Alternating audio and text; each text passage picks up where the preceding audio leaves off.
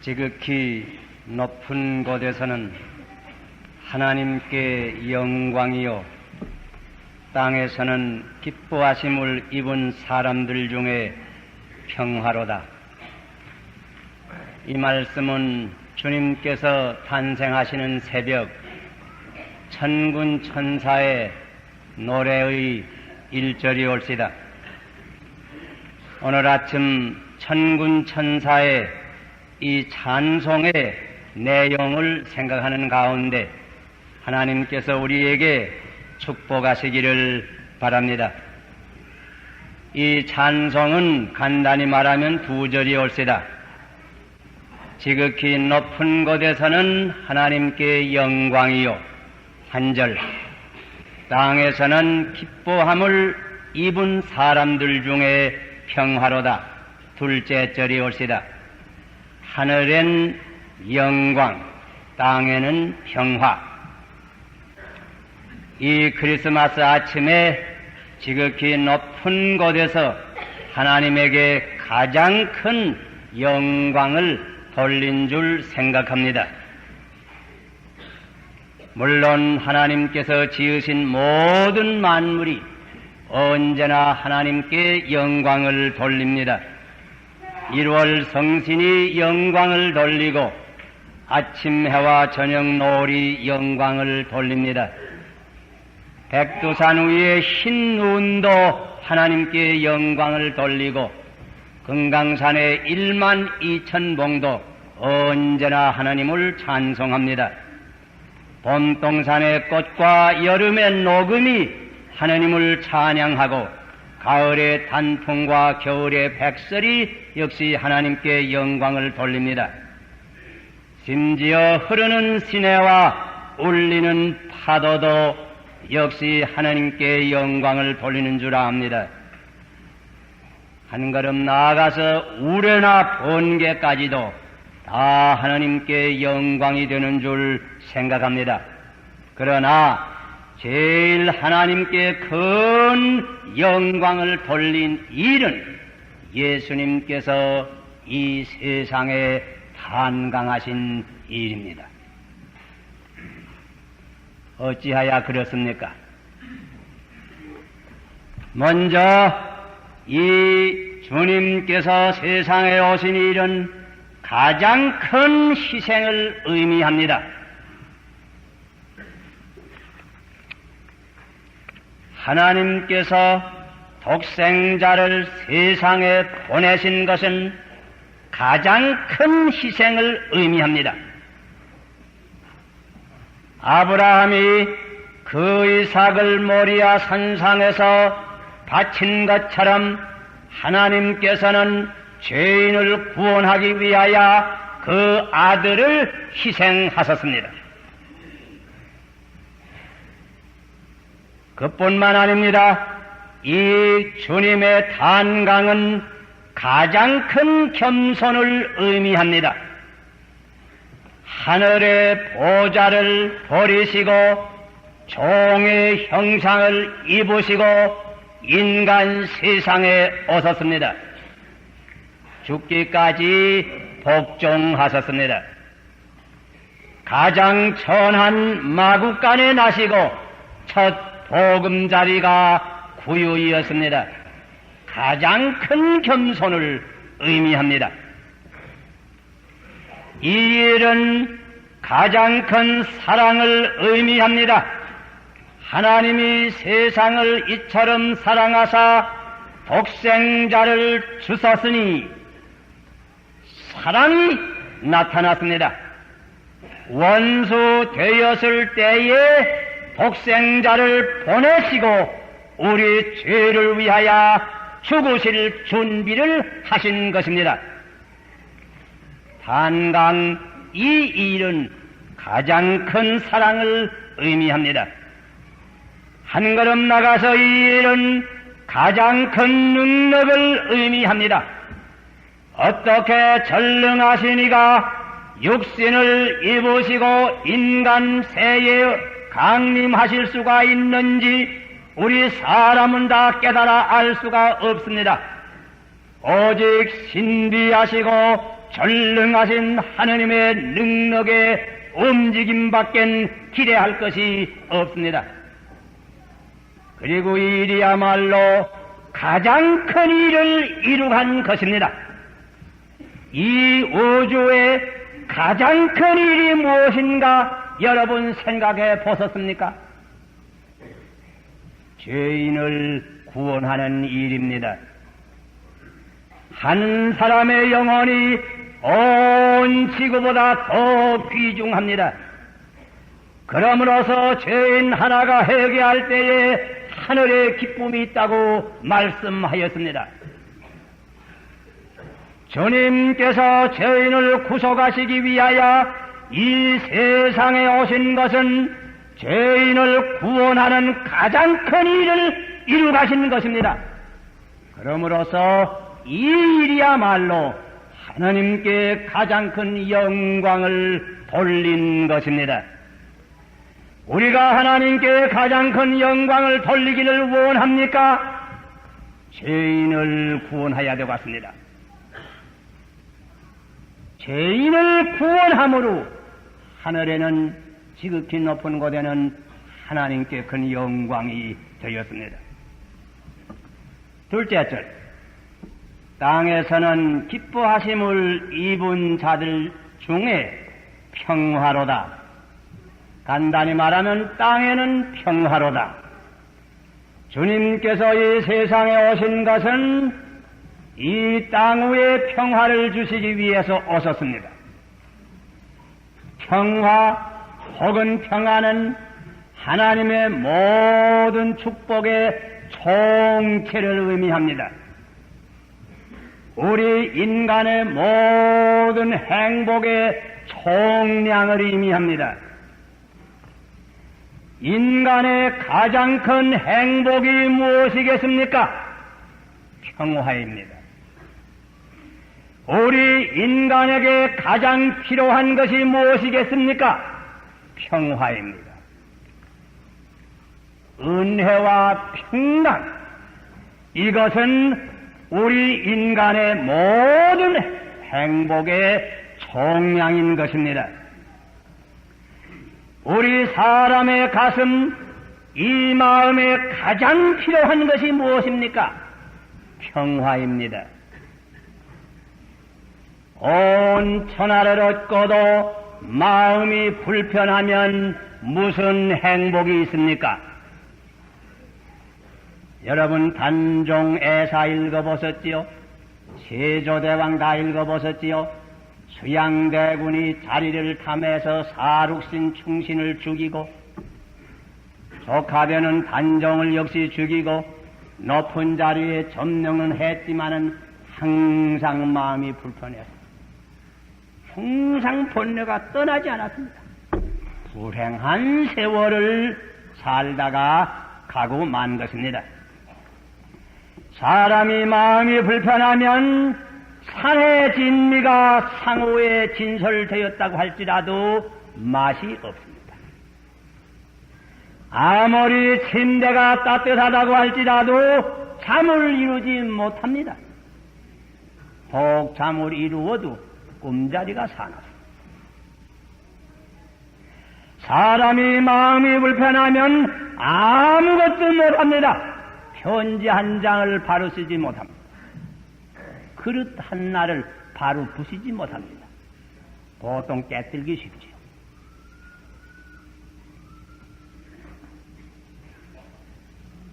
우리 사람의 마음 속에 가장 필요한 것은 이 평화입니다. 어떤 사람들은 마음의 평화를 얻기 위해서 술을 먹어보는 사람도 있습니다. 술을 먹은 다음에는 마음이 더 비감해져서 보통은 통곡으로 맞춥니다. 예수님께서 이 세상에 오신 것은 땅 위에 사는 사람들에게 이 평화를 주시기 위해서 오셨습니다. 모든 번민과 고통과 슬픔과 근심에 쌓인 가슴마다 이 평안을 주시기 위해서 주님께서 오셨습니다. 우리 가정에 가장 필요한 것이 무엇입니까? 물론 여러 가지 있을 줄 생각합니다. 그러나 가장 필요한 것은 평화입니다. 아무리 고루 거각을 지어놓고 호의 호식한다고 할지라도 그 가정에 평화가 없으면 그 가정은 불행한 가정입니다. 부부 간의 싸움이 그치지를 않아. 부자 간의 불화와 불평이 있어. 모녀 간의 원망이 있어. 형제와 자매세의 불화와 불평이 그치지를 않아. 그런 가정에 아무리 풍부한 물질이 있다고 할지라도 행복은 없는 것입니다. 옛날 사람들이 기록한 대로 일단사 일포음을 하고 곡괭이 침지라도 낙엽제 그중이란 말이 있습니다. 너무 가난해서 당직개에다 밥을 담아먹고 바가지로 물을 마시고 베개가 없어서 팔을 구부리고 잔다고 할지라도 마음만 편안하면 즐거움이 그 가운데 있는 것입니다. 시편 저자도 역시 나무를 먹으면서 화목하는 것이 살진 송아지를 잡아먹으면서 싸우는 집안보다 낫다고 했습니다. 우리 가정에 가장 필요한 것은 이 평화입니다. 주님께서 세상에 오신 것은 우리 가정에 평화를 주시기 위해서 오셨습니다. 우리 사회에 없는 것 많고 있는 것 여러 가지 있어야 될 줄 압니다. 그러나 단다시 있어야 하고 가장 필요한 건 뭐인지 압니까? 평화입니다. 4.19 학생혁명이 부패한 정부를 전도한 데 큰 공이 있습니다. 그것을 전독해 버린 것은 잘한 일입니다.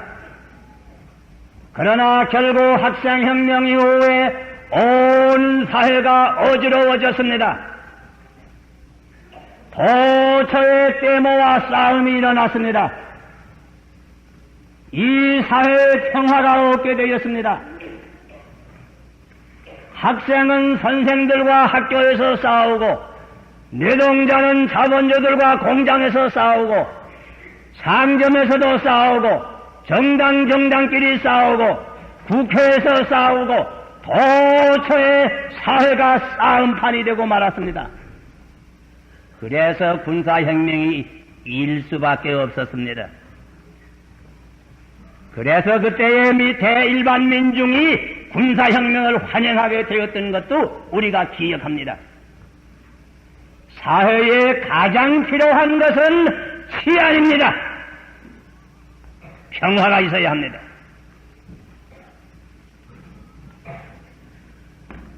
한 걸음 더 나가서 우리가 사는 이 시대의 세계에 가장 필요한 것이 무엇일까요?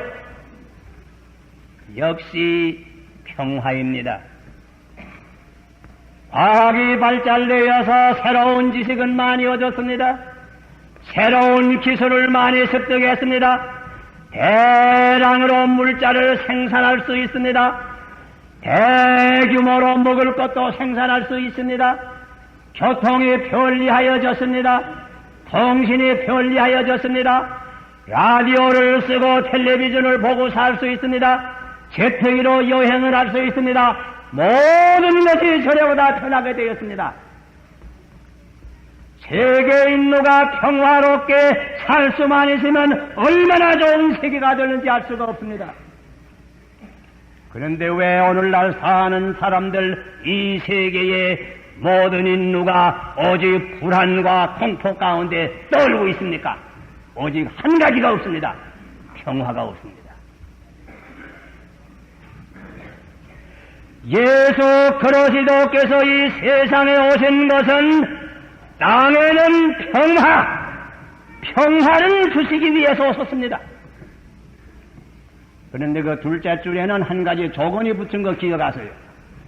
기뻐하심을 입은 자들 중에 평화로다. 그리스도께서 이 세상에 오신 것은 온 땅에 평화를 주시기 위해서 섰습니다. 그러나 기뻐하심을 입은 자들 중에만 이 평화가 자연히 임하게 됩니다.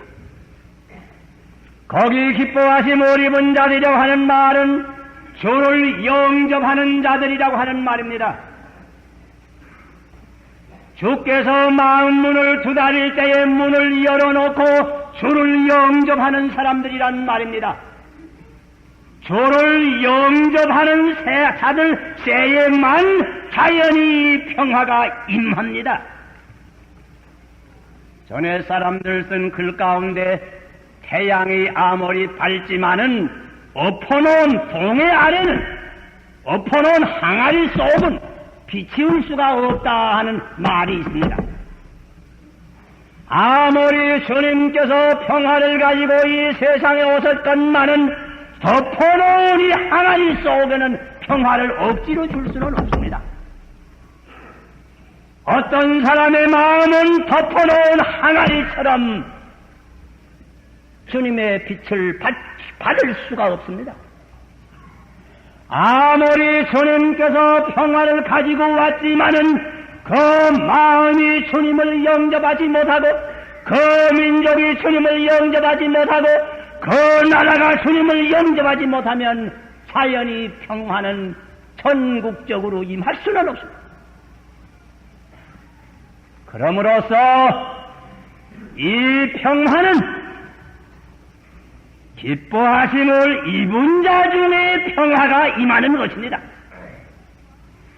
여러분, 우리 가운데 한 사람이라도 아직까지 마음의 평화가 없는 이가 있습니까? 주님을 영접하세요. 여러분의 마음이 엎어놓은 항아리 같다고 할 것이면 아무리 해도 평화는 있을 수 없습니다. 그 마음을 바로 놓으세요. 그리고 주를 영접하세요. 여러분의 가정에 평화가 없습니까? 여러분의 온 가정이 주를 향해서 문을 열었습니까? 영접했습니까? 우리 사회는 어떠합니까? 우리 사회가 전적으로 주를 향하여 문을 엽니까? 오 한국의 민족이여, 주를 향하여 문을 열고 주님 주시는 평화를 받아야 되겠습니다. 아니 온 세계 인류들이여, 문을 열고 평화의 주를 영접해야 되겠습니다. 크리스마스는 하늘에는 하나님께 영광이 돌아가고 땅에는 평화가 임한 날이 올시다. 우리 하나하나의 가슴 속에, 가정 안에, 온 사회와 민족 안에, 온 세계의 평화가 속히 임하기를 기도합니다. 기도합시다.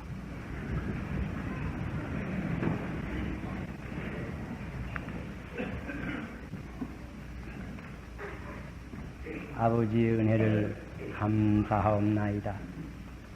주님께서 육신을 입으시고 세상에 오심으로 지극히 높은 곳에서는 하나님께 영광이 돌아가고 이 땅에는 평화가 기뻐하심을 입은 자들 세에 임하게 된 것을 감사하옵고 감사하옵나이다.